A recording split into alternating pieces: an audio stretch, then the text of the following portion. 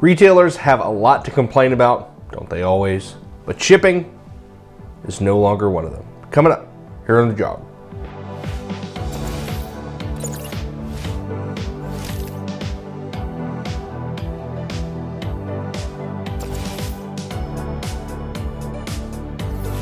Hi folks, Alex Klingelhoeffer here with Exencial Wealth Advisors. It is 8:19 here in the middle part of the country on Monday. It is October 17th, 2022. Here's your morning jog. Run the economic headlines of the world. I want to start off with a deal. It is Merger Monday, and in this case, it is BP buying Archaea, $4.1 billion. What does Archaea do? Well, they produce renewable natural gas. Basically, turn gas from landfills, turn it into methane, right? It sort of naturally comes out of the ground. They go ahead and package that and sell it on the grid. BP, of course, one of the largest natural gas players in the world, and one of the super majors that's the most beholden to green interests. So overall, this integration makes sense. Looks like Archaea plans to do about $2 billion in gas by 2030 on a $4 billion deal.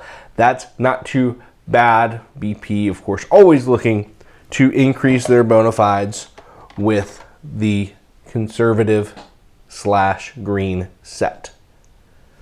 After 2 years of shipping, snarls, says the headline. Containers aren't so bad, right? We're starting to see port congestion ease at the ports of Long Beach and Los Angeles and around the world. Quite frankly, container shipping has fallen off a cliff in terms of rates, and those stocks haven't done very well either. Although many of those companies have tremendous backlogs, which are kind of as good as cash, so the sell-off might not be quite as harsh as it has been. On a go-forward basis, this is a boon for retailers, right? If you are going to get goods from overseas, certainly getting them in time helps, and getting them at a reasonable cost point will help if you're facing other inflationary pressures on a go-forward basis. Let's not have the tail wag the dog, folks. Retail doesn't look great, but I think after this short contraction, we're still going to want to buy shirts. We're still going to want to buy goods. We're still going to want to create homes. I don't think this is the end of an era as far as getting cheap goods from overseas. Just might change where we get them. Onshoring, we've talked about this. Last but not least, before we get you off to a nice week, New York manufacturing activity, right? Fell off a cliff. Here, they did a survey for October. 9.1% minus, right?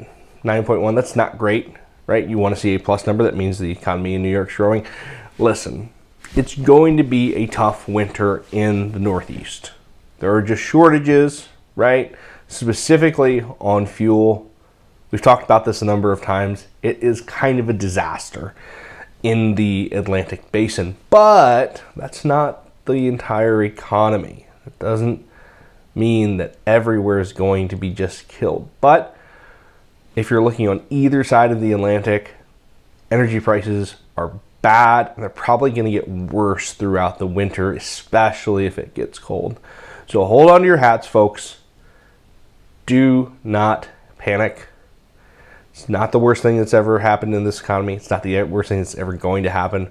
But yeah, the Northeast could be in for some economic pain. Other parts of the country, which thank goodness, most manufacturing is actually being relocated to the south, to the Sun Belt, because of friendlier jurisdictions and better access to energy. Those sections should really be okay. I think we're going to have an okay winter there. If you want some additional info throughout the week, feel free to find me on the internet. I'm out there. Until then, you, your family, hope you have a really good rest of your Monday. I'm out.